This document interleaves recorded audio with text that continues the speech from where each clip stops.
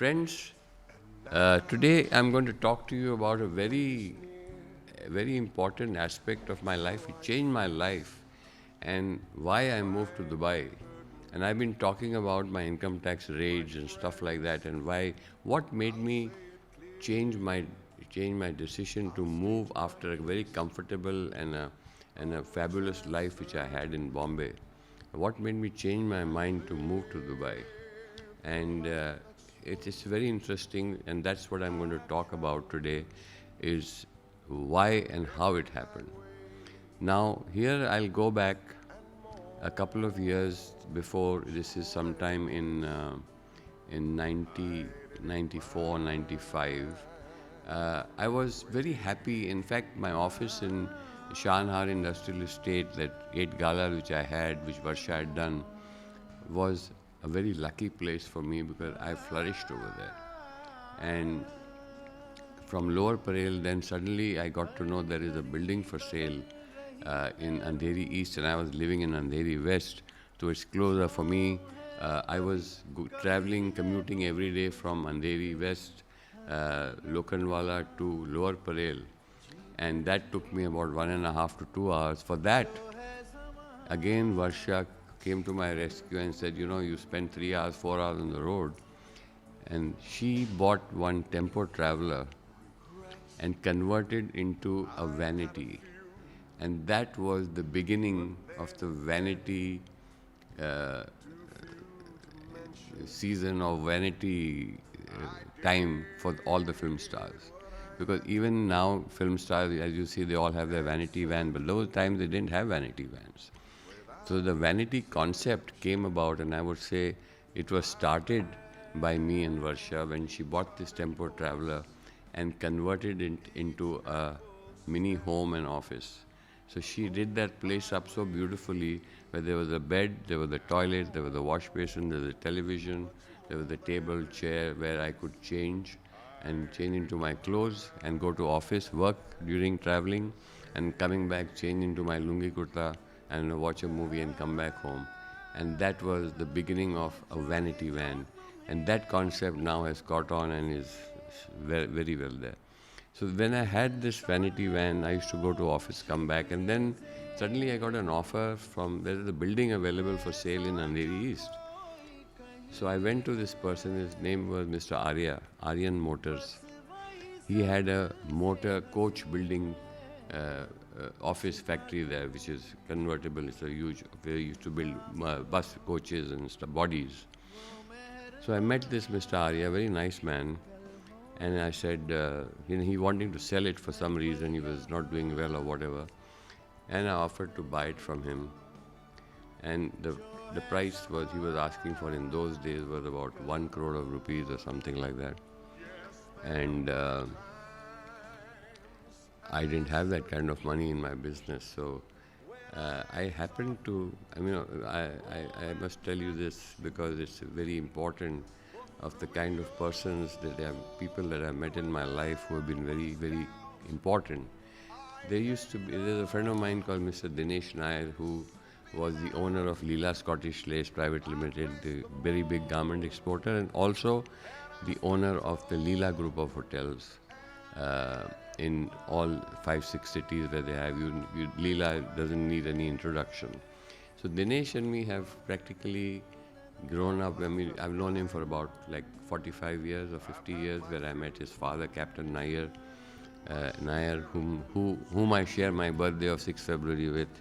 And as we met, connected through an agent who used to work I was the agent of a company in Nirvana in America, and I used to represent them and go to their factories, and that's how we connected. And since then we've been friends, and Dinesh has been a very important aspect of my life in what I am today. And I was with him yesterday night when he opened his second restaurant, Mimi Mayfair, in Dubai, near Dubai Opera at Address Hotel, where he opened his first restaurant 2 months back called Jamawar.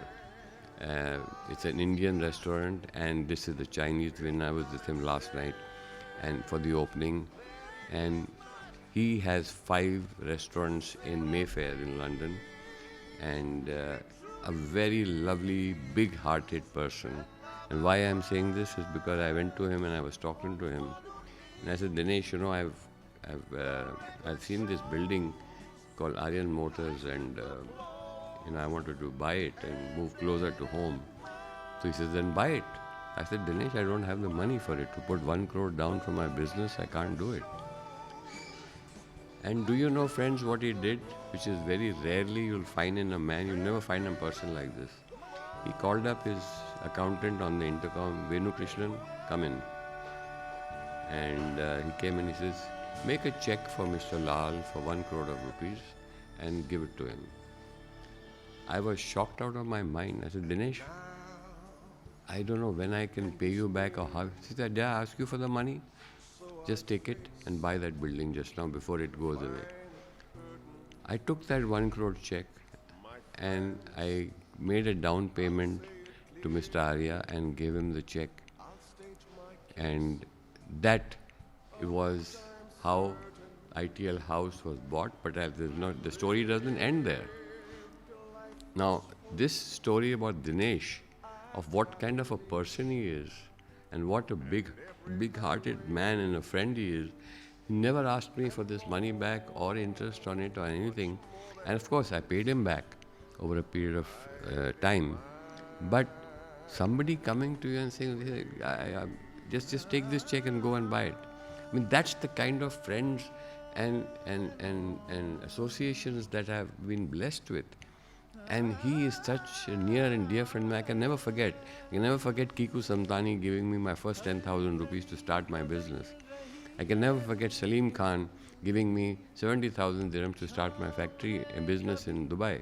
I can never forget Dinesh Nair, who gave me this 1 crore of rupees to buy this fabulous building for me, which I never dreamt of having, right? So this is what happened.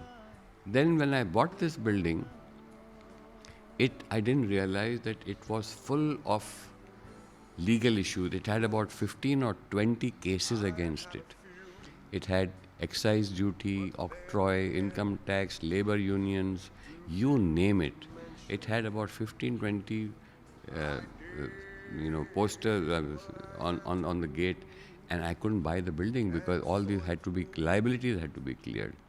And then I went back to my mentor, Mr. Ram Batra, whom was Bandbox, whom I talked about earlier, and whom we were partners with in Kapoor Lampshade. And he told me, he said, Rajan, you go to Mr. D.M. Harish, who is the best legal consultant and chartered accountant in Bombay. And so we called up D.M. Harish and he said, I'm sending Rajan to you, so please handle his situation. So I went to D.M. Harish and I told him the problem. He says, Rajan, why did you buy this building? I mean, it's going to take you months or years, if not more, to get possession of this building, because by the time you pay all the liabilities from this 1 crore of rupees, the owner will be left with hardly any money.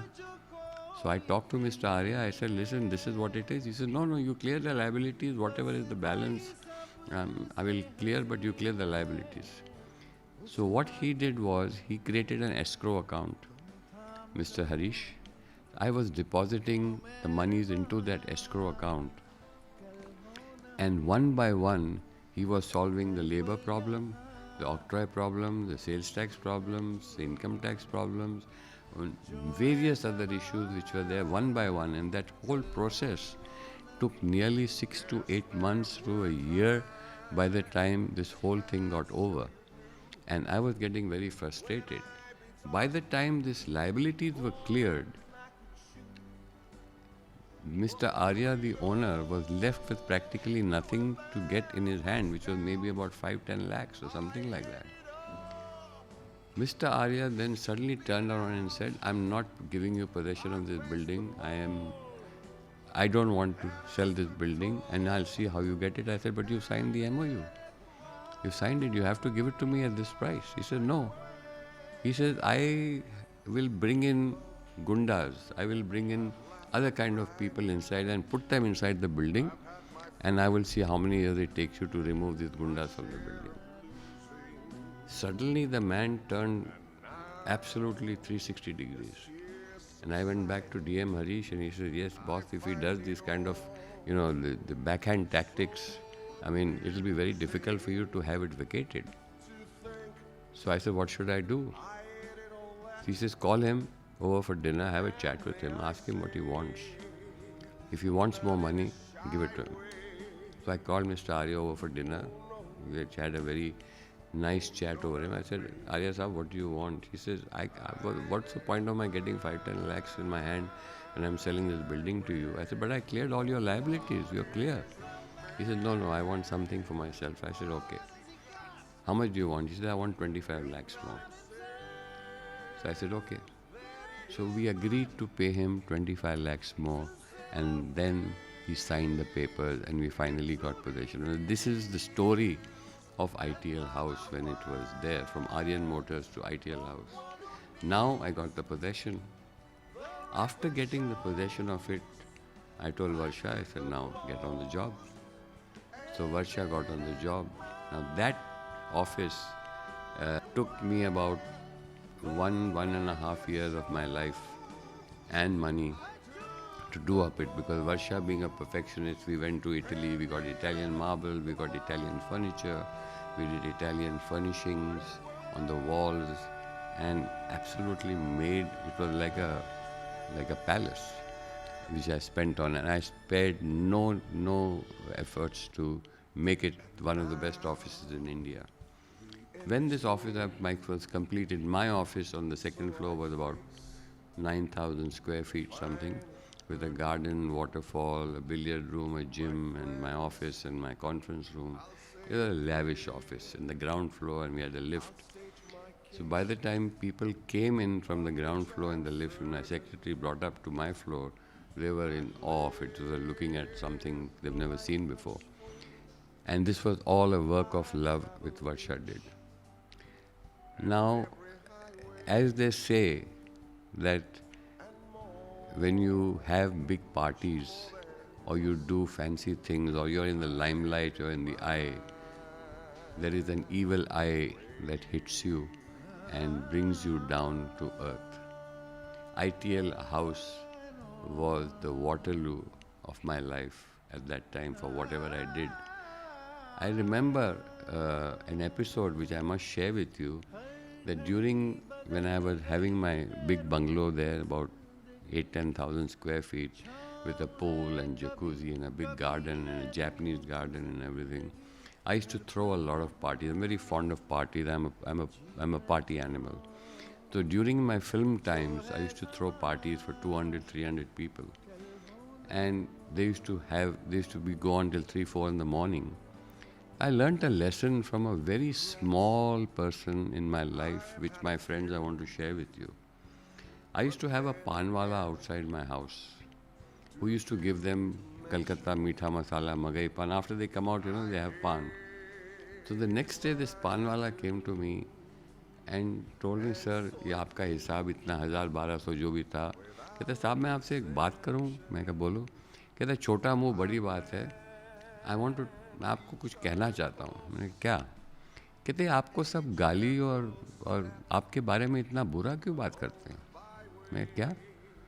कहते ये सब जब बाहर आते हैं दारू P के आते हैं और आपका खाना खाते हैं और आपके दोस्त कहलाते हैं, ये बाहर आके बोलते हैं अरे यार अपने आप को समझता क्या है, पैसे वाला है, गाड़ियाँ हैं, बंगले हैं, पैसा है, शो ऑफ कर रहा है और गालियाँ देते हैं आपको कोसते हैं.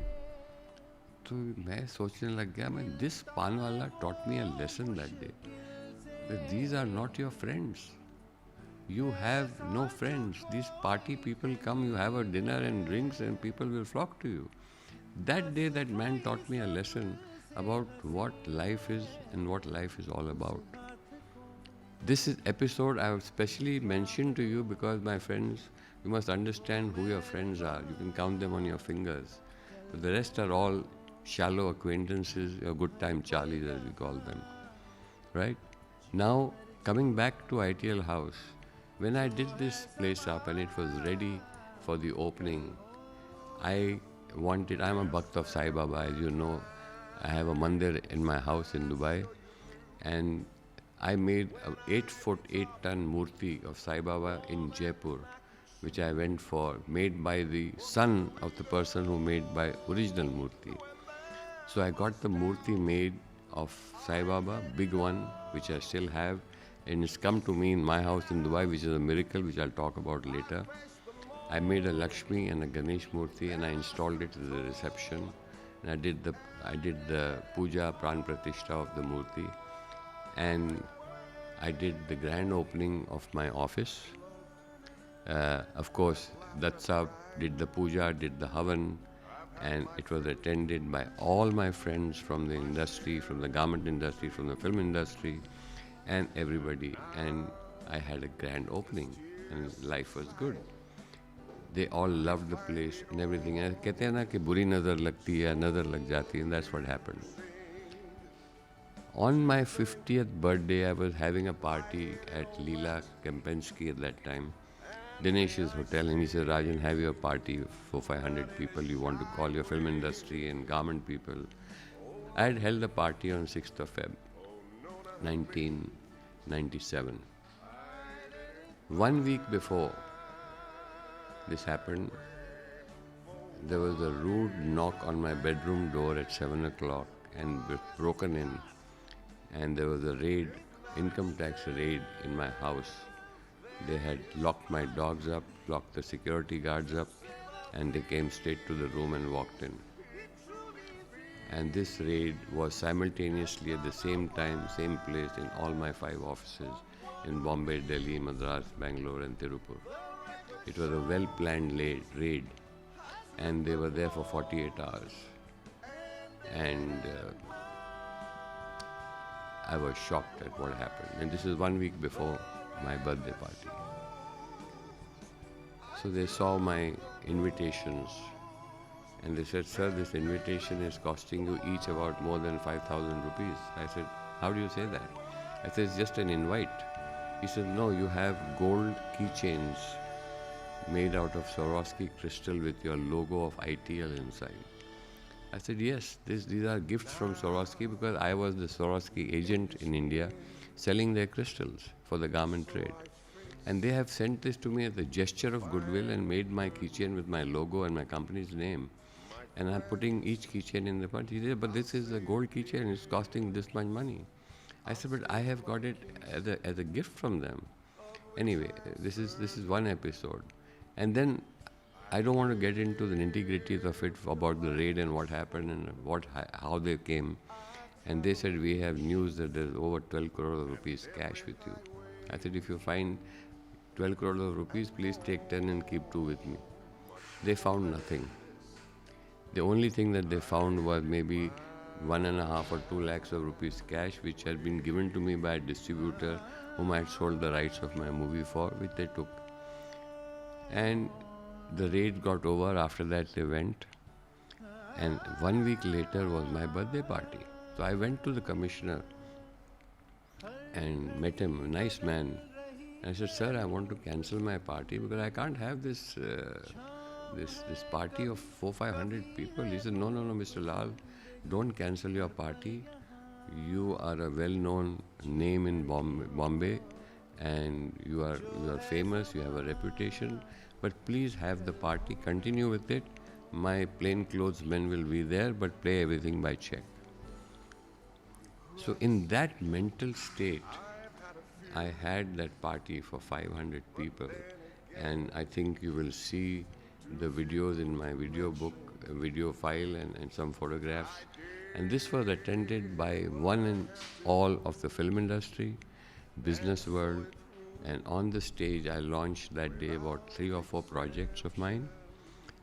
And on stage with me was Mr. Shatrughan Sinha, Mr. Sunil Dutt, Mr. Mukesh Ambani, Mrs. Neeta Ambani, Mr. Kapil Dev, Mr. Nagarjun, and others on stage with me, holding my hand and standing there and speaking and gave a speech. And I remember Mukesh told me that he says, Rajan, take this picture and put it in the papers tomorrow. Next day it was in the papers. So who is this man, Rajan Lal, whom 1 week before there's an income tax raid, and 1 week later his photo is coming with all these people. So what the hell is going on? So all these things happened, and I realized that I was in the limelight because I was in the glamour business. I had to be on television, on the news all the time, being in the glamour business.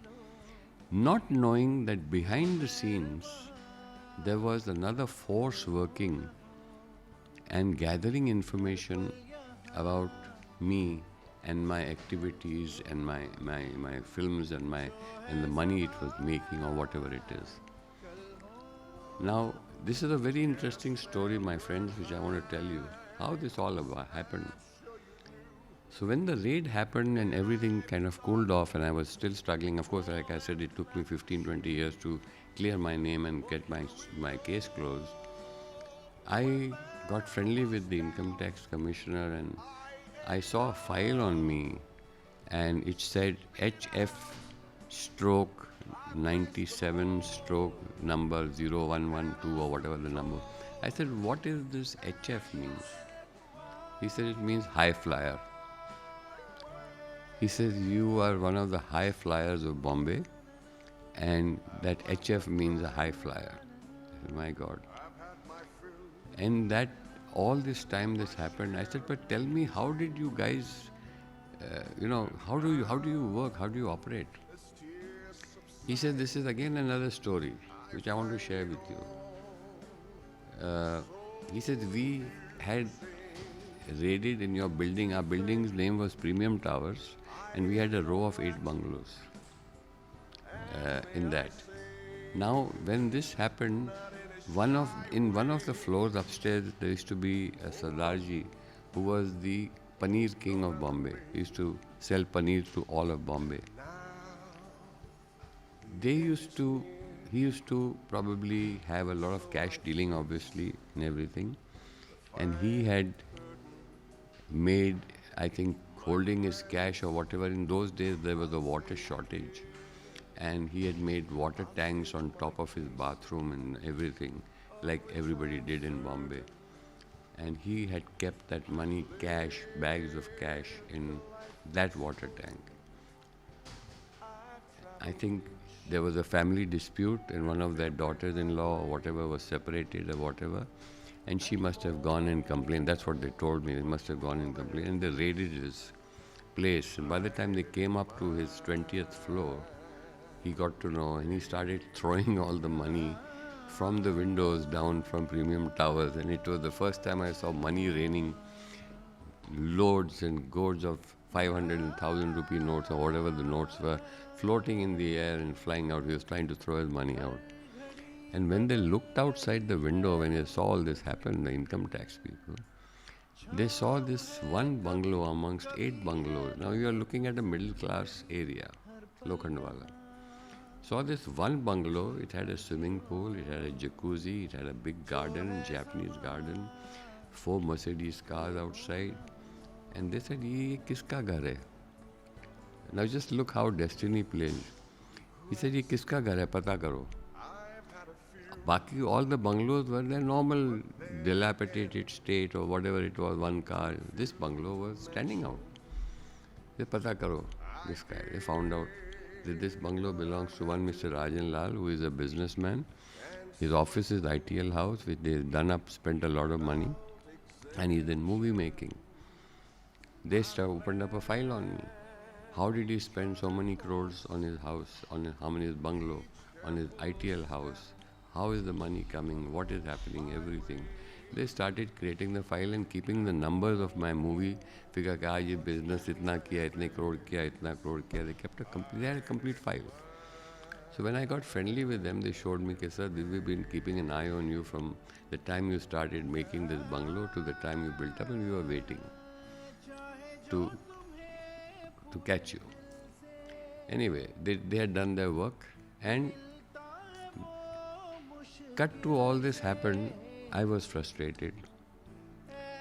And then, of course, like I told you, the little underworld problems I had, about which everybody had at that time when they were in the film industry. I decided to find a better place to live in, and I took a chance of going out to Dubai in 2000 and trying to make a life for myself. And I didn't want to take any money from my Indian business, and I started from scratch, which is another story, and then made a success, and I've been here for 25 years. But the problem is that in India today, the more you are in the eyes of the people and the more you are seen in public with the people or shown in public, it's always better to lie low and be under the radar because, like I said, buri nazar or whatever else you call it hits you and it changes your life completely, and it did mine. And this is a lesson for you, my viewers, to learn that it doesn't pay to show off. It doesn't pay off to display your wealth in your offices or your houses or your cars. It's better to lead a normal life and be under the radar, so we call it, so that you can enjoy your life without any tensions, which I can do today in Dubai with no pressure, no tension. My quality of life is good, which is difficult in India to stay low or keep a low profile in India unless you have a solid backup, a solid source to cover for you or to help you out to get you out of trouble. So this, my friend, is a story about ITL House which has a history behind it, which I wanted to share with you, and how I got it, how I made it, and how I eventually sold it. And this is an episode by itself, a lesson for everybody to see and learn, for which I've been, I would not say a victim of, but a party to, and something to learn from. And with this, I would end this episode hoping that I've given some gyan to my friends, to my viewers who are watching, as to how life treats you and how you handle the situation in those times. Thank you very much. Bye bye.